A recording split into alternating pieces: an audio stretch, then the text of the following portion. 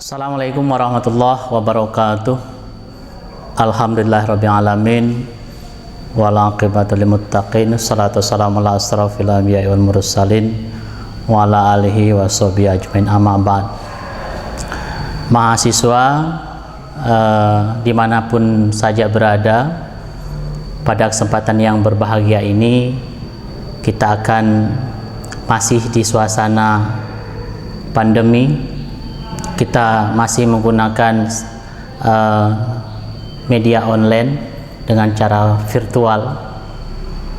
Jadi walaupun posisi kita masih di pandemi ini, kita tetap semangat, terutama saya memberikan mata kuliah hukum perbankan syariah. Kebetulan kita pada hari ini pertemuan kita sudah ke-9. Materi kita sesuai dengan yang ada di RVS itu berkaitan dengan regulasi perbankan di Indonesia dan kedudukan perbankan Islam di dalamnya. Pada hari ini saya mengupas terkait dengan regulasi ini. Yang pertama yang harus saya sampaikan adalah bagaimana bentuk regulasi perbankan sebagai payung hukum Bank Islam di Indonesia.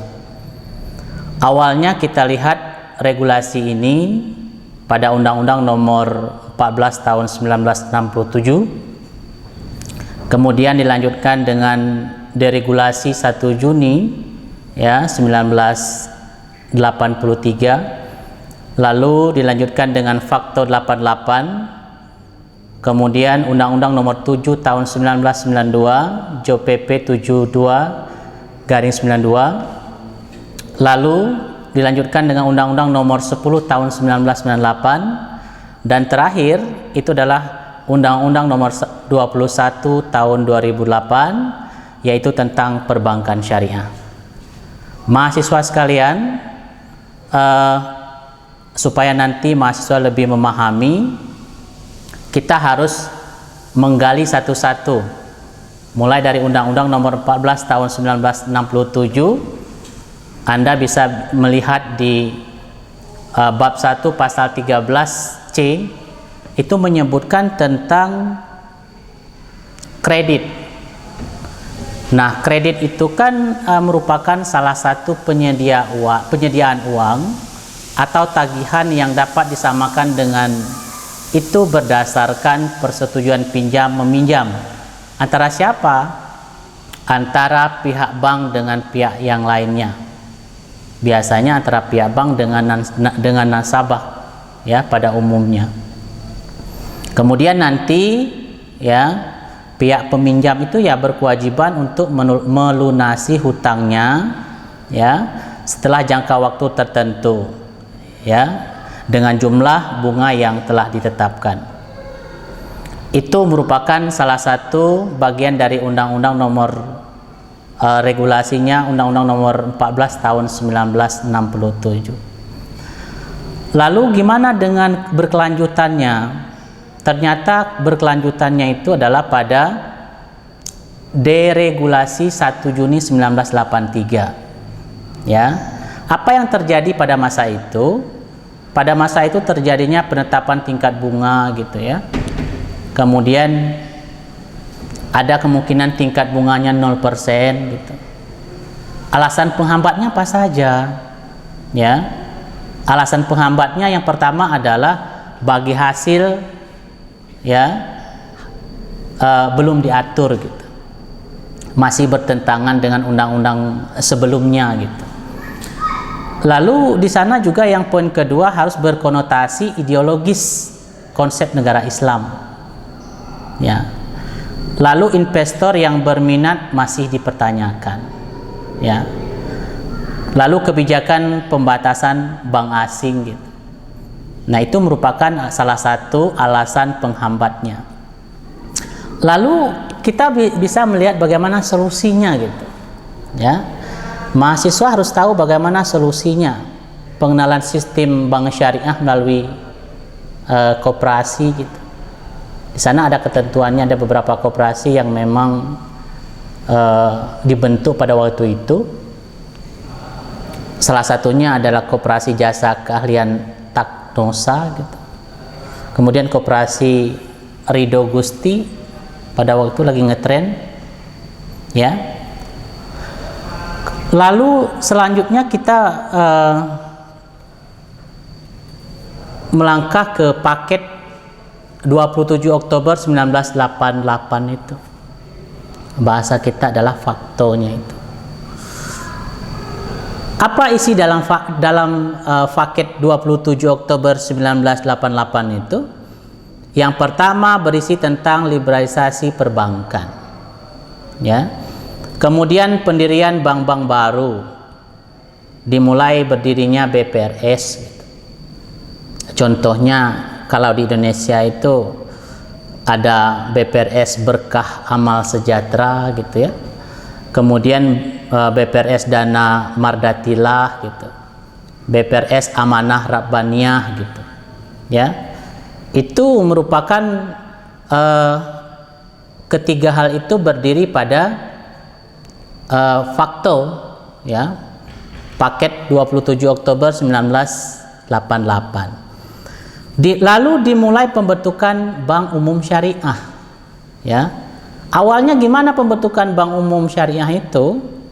Awal dibentuknya itu mulai dari lokakarya ulama tentang bunga di Cisarua, ya, pada tahun 1990 itu. Lalu ada Munas keempat oleh MUI di Hotel Syahid Jaya itu.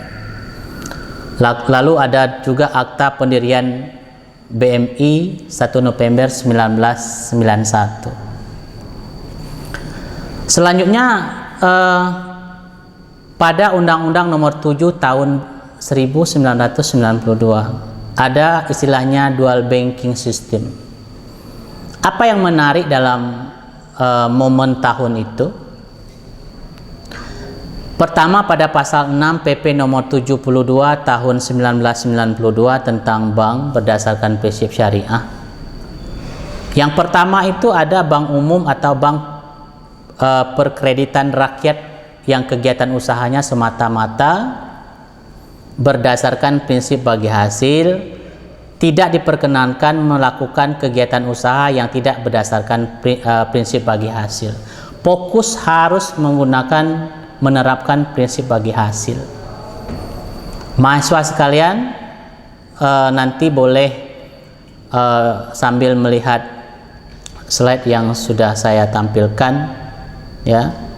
Lalu yang kedua, ya, bank umum atau bank BPRS yang kegiatan usahanya tidak berprinsip berdasarkan bagi hasil, tidak diperkenankan melakukan kegiatan usaha yang berdasarkan prinsip bagi hasil. Itu ketegasannya luar biasa pada Undang-Undang Nomor 7 Tahun 1992 itu.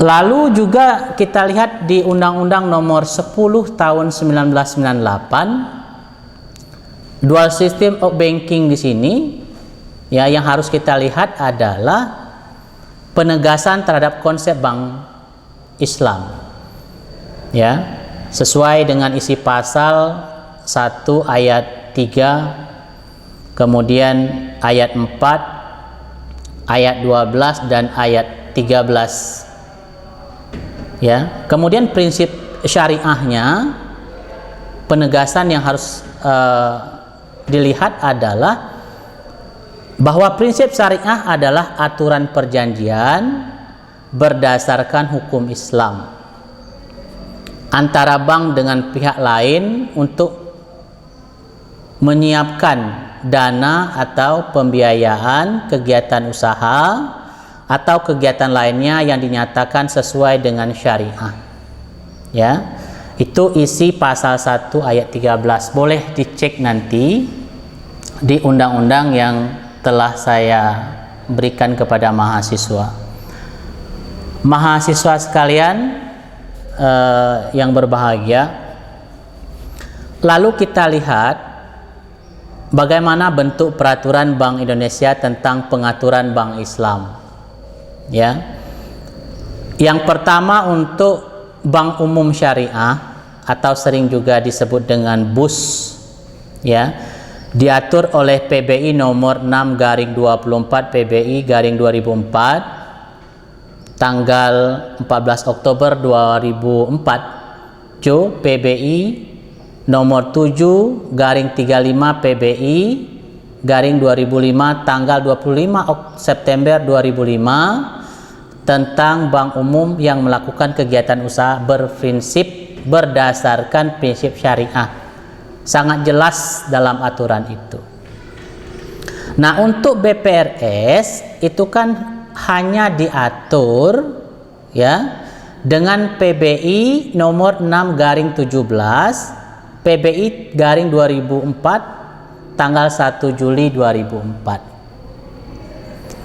Lalu selanjutnya adalah penyempurnaan peraturan pelaksanaan sistem perbankan syariah.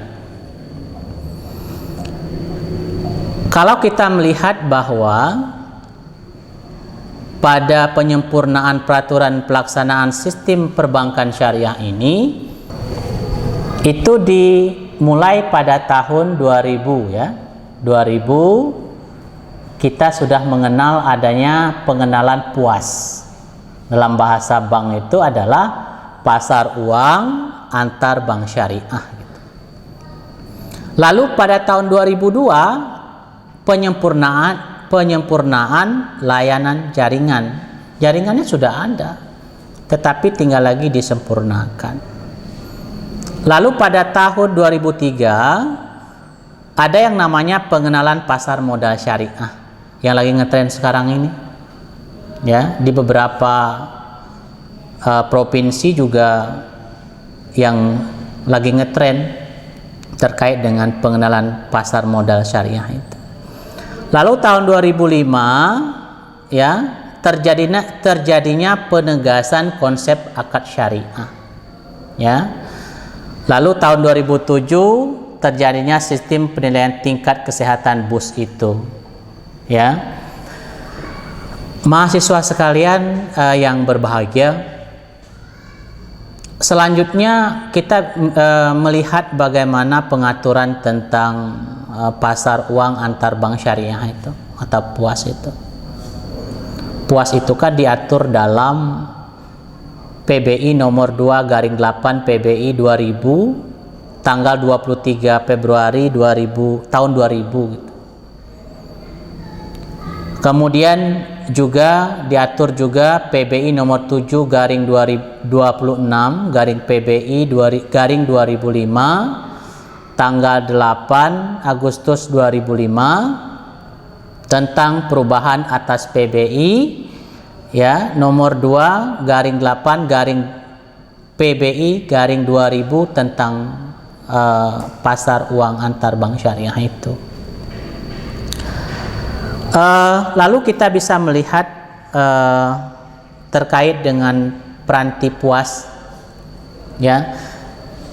Tapi sebelumnya saya juga ada buku khusus memang perlu dibaca oleh mahasiswa, ya. Ada beberapa poin yang memang khusus, ya, mata kuliah hukum perbankan syariah. Konsep dan regulasinya sangat lengkap sekali, sejarahnya itu. Tinggal mahasiswa membacanya, ya, di buku ini. Coba lihat semuanya di halaman nanti boleh dilihat, ya. Itu di penjelasannya dalam buku ini sangat signifikan, ya, mudah untuk dipahami. Gitu. Kemudian juga mahasiswa sekalian juga selain lebih banyak membaca dengan istilah bahasa kita adalah materi regulasi ini, ya, lebih mudah mahasiswa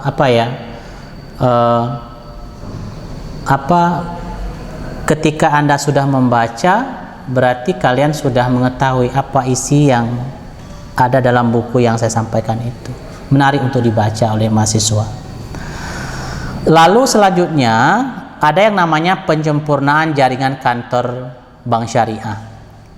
Di sana sesuai dengan peraturan bank Islam ya, terkait dengan apa yang saya sampaikan sebelumnya, PBI nomor 4/1 PBI garing 2002 Jo itu, PBI nomor, lalu PBI nomor 8/3 ya, garing PBI 2006 tentang perubahan kegiatan usaha BUK ya, menjadi BUS dan pembukaan kantor bank syariah oleh BUK itu ya. Kemudian mengatur apa saja yang diatur dalam penyempurnaan itu, dalam peraturan itu ya. Yang harus dilihat adalah yang pertama, konversi bank umum konvensional ke bank umum syariah. Lalu di sana pada aturan itu, konversi kantor cabang konvensional ke syariah ya, kemudian kantor capem syariah ya di cabang konvensional, kemudian membuka unit syariah ya. Lalu selanjutnya kita ke materi terkait dengan konsep akad syariah. Ini sangat penting juga untuk mahasiswa ketahui ya, sesuai dengan peraturan juga PBI nomor 7/46 PBI tahun 2005 ya, tentang akad penghimpunan dan penyaluran dana bagi bank yang melakukan kegiatan usaha berdasarkan prinsip syariah. Mengatur dalam hal apa ya? Di sana ada salah satu bagiannya tentang memberikan batasan hukum bagi akad-akad syariah, memberi sanksi maksudnya bagi yang melanggar, memberi arahan bagi penyelesaian suatu sengketa.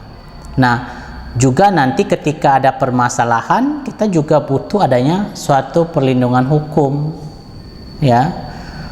Perlindungan hukum yang kita maksud adalah bagaimana penyelesaian sengketa itu, masalah itu bisa diselesaikan ya. Di sana ada lembaga yang bisa menyelesaikan ketika ada penyelesaian ketika ada sengketa, terutama sengketa yang seperti sengketa perbankan syariah gitu ya. Kemudian terkait dengan sengketa yang ada di lembaga keuangan syariah dan lain sebagainya. Bentuk lembaganya apa saja ya? Lembaganya ada seperti Basarnas gitu. Kita merujuk pada SK MUI nomor 09/MUI/12/2003 tanggal 24 Desember 2003. Di sana ada penyelesaian melalui 3R gitu. Sangat jelas yang disampaikan dalam istilah perlindungan hukum itu. Terus ada pengadilan agama. Ya, undang-undangnya sudah jelas diatur dalam Undang-Undang Nomor 3 Tahun 2006 Jo, ya, Undang-Undang Nomor 21 Tahun 2008 yang sekarang ini. Lalu yang sekarang yang masih kita gunakan itu adalah Undang-Undang Nomor 21 Tahun 2008. Itu kan kalau kita melihat dari hasil ataupun isi ya dari undang-undang itu sangat lengkap sekali ya, mulai dari pendahuluannya sampai ke penutupnya itu. Hasil dari mana itu? Ya, salah satunya merupakan usulan dari Komisi 11 DPR RI tentang hak inisiatif. Lalu proses penyusunan sudah dimulai sejak tahun 2002 pada waktu itu ya, yaitu Bank Indonesia melakukan kajian dan hasilnya ya berupa naskah akademis. Lalu tahun 2003 ya, naskah akademis disampaikan kepada DPR RI gitu, dan pemerintah untuk dijadikan pertimbangan penyusunan RUU gitu. Lalu penyusunan draft RUU itu oleh DPR RI dimulai sejak tahun 2005. Ya. Kemudian pembahasan draft RUU oleh pemerintah itu ya bisa kita lihat dimulai sejak Februari 2007 sampai dengan Juni 2008. Lalu kita bisa melihat terkait dengan struktur undang-undangnya. Ya. Ternyata di struktur undang-undang itu terdiri dari 13 bab ya dan 70 pasal. Ya. Meliputi apa saja? Mulai dari bab 1 ketentuan umum sampai kepada bab 13 ketentuan penutup. Di sana sangat jelas ya uraiannya itu. Mahasiswa yang berbahagia, terkait dengan struktur undang-undang ya, undang-undang tentang perbankan syariah itu, mahasiswa silakan juga bisa melihat di undang-undang untuk lebih jelasnya. Lalu selanjutnya kita bisa melihat kira-kira isu-isu baru dalam undang-undang perbankan syariah ini perlu kita memberikan semacam definisi lah gitu ya. Yang pertama, ketentuan umum pasal 1 angka 9 tentang BPRS itu sama dengan Bank Pembiayaan Rakyat Syariah. Lalu ketentuan umum pasal 1 angka 25 itu tentang definisi pembiayaan gitu. Apa bentuk definisi pembiayaannya?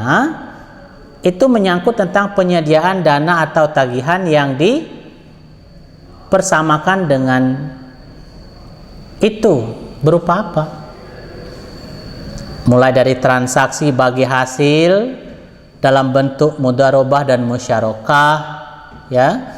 Kemudian ada transaksi sewa menyewa, dalam bahasa kita adalah ijarohnya, dalam bentuk ijaro atau sewa beli gitu ya. Kemudian ada transaksi jual beli dalam bentuk murabahah ya. Kemudian ada salam dan juga ada istisna gitu. Lalu ada transaksi pinjam meminjam, ada transaksi sewa menyewa gitu ya, dan lain sebagainya.